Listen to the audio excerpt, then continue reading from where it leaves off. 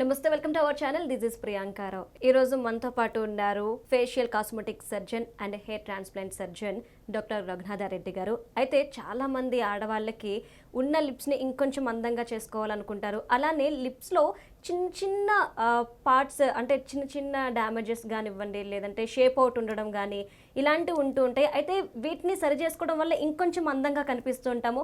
అయితే కానీ ఇందులో చాలామంది చాలా అపోహలు ఉంటాయి. ఈ సర్జరీస్ ఎంతవరకు సక్సెస్ అవుతాయి, ఎంతవరకు మనకి బ్యూటీని అండ్ రిజల్ట్ని ఇస్తాయి అని చెప్పేసి.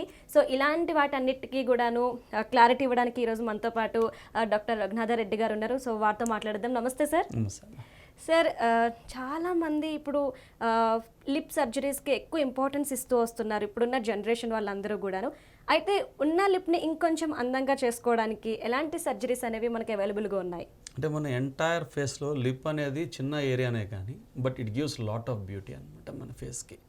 సో కానీ ఈ లిప్లో కూడా చాలా వెరీ గుడ్ ఎనాటమికల్ స్ట్రక్చర్స్ ఉన్నాయి.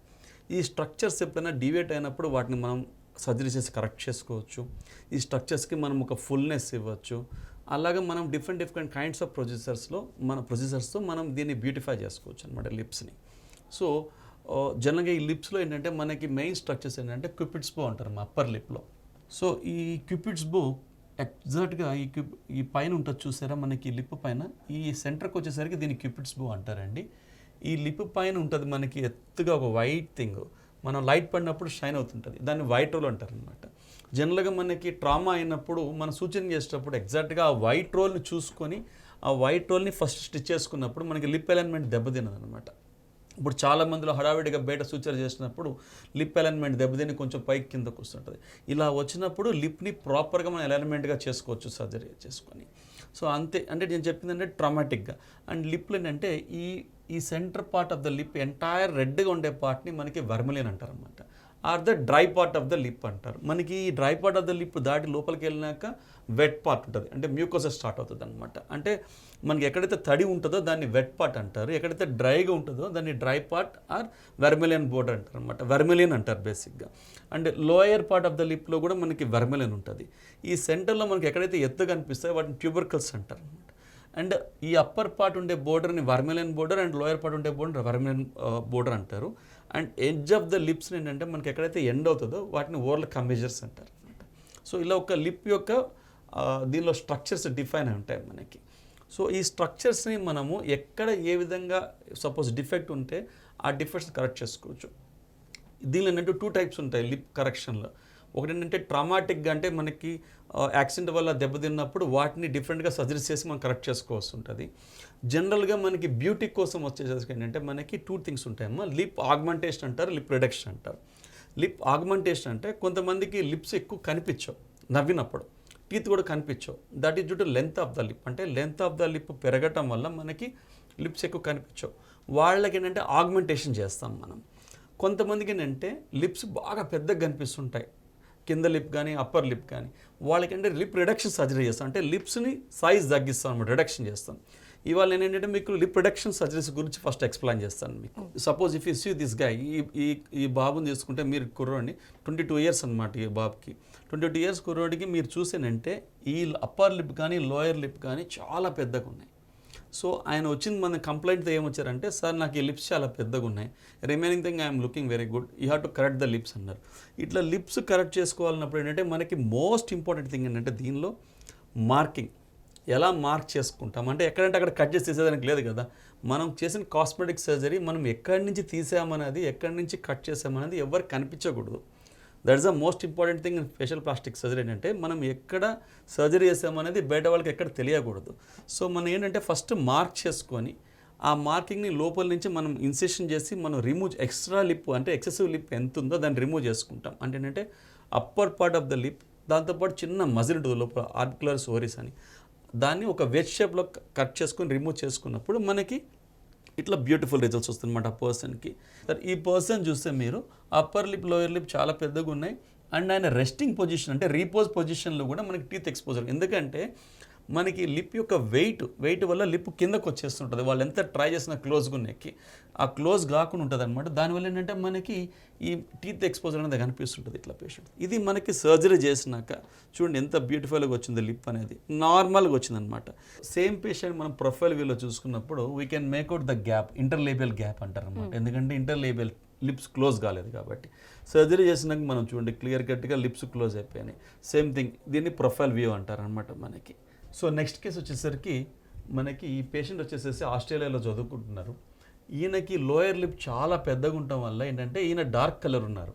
ఆ లిప్ ఏంటంటే మనకి వెట్ అంటే లోయర్ లిప్ పెద్దగా ఉండటం వల్ల ఏమవుద్ది, మనకి లిప్ ఫ్లాబీగా అవుతుంది కాబట్టి ఆ ఫ్లాబీ లిప్ ఉండేసరికి ఆయన డార్క్ కలర్ ఉండేసరికి ఈ లిప్ చాలా రెడ్గా కనిపిస్తాం వల్ల ఏంటంటే ఆయన మొత్తం ఫేస్లో ఈ పెద్ద లిప్ అనేది ఎలివేట్ అవుతుంది అనమాట మనకి.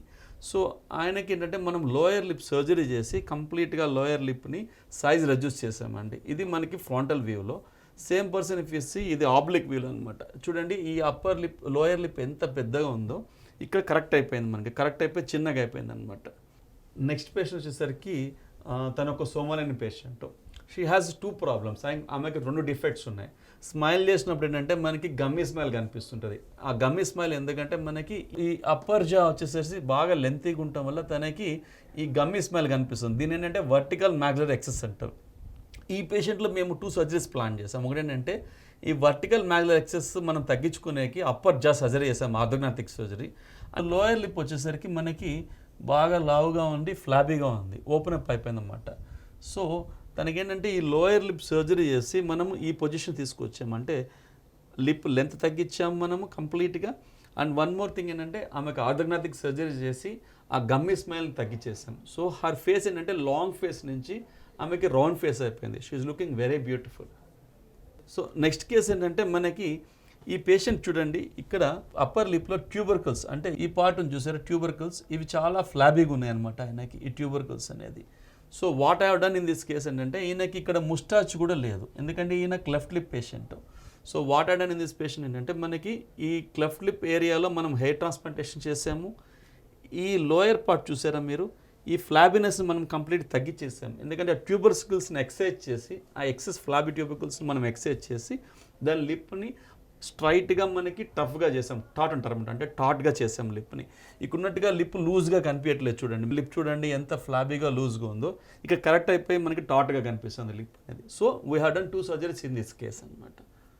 సో అట్లే మనకేంటంటే this is traumatic lip defects, అంటే ఏంటంటే మనకి యాక్సిడెంట్ అయినప్పుడు లిప్ సూచరింగ్ రాంగ్గా చేస్తారు, దానివల్ల చూడండి లిప్ ఎంత డిఫెక్ట్గా వెళ్ళిపోయిందో. అదే నేను మీకు ఇందాక ఎక్స్ప్లెయిన్ చేసినట్టు ఇది మనకి ఏంటంటే వైట్ రోల్ అంటారు అనమాట. ఈ వైట్ రోల్ డిఫెక్ట్ అనేది మనం సరిగ్గా సూచరింగ్ చేయకపోతే ఇట్లా చాలా రాంగ్ పొజిషన్ లిప్ వస్తుంది. చూడండి ఎంత ఆక్వర్డ్ పొజిషన్ ఉందో, ఈ లిప్ చూడండి ఎట్లా ఉందో, మనకి కంప్లీట్గా డిఫెక్ట్గా ఉంది. And what we are done is ఈ లోయర్ డిఫెక్ట్ని ఈ అప్పర్ డిఫెక్ట్ని మనము సర్జరీతో కరెక్ట్ చేస్తాం. ఇప్పుడు చూడండి లిప్ అలైన్మెంట్ ఎంత ప్రాపర్గా వచ్చింది ఒకటే లైన్లో.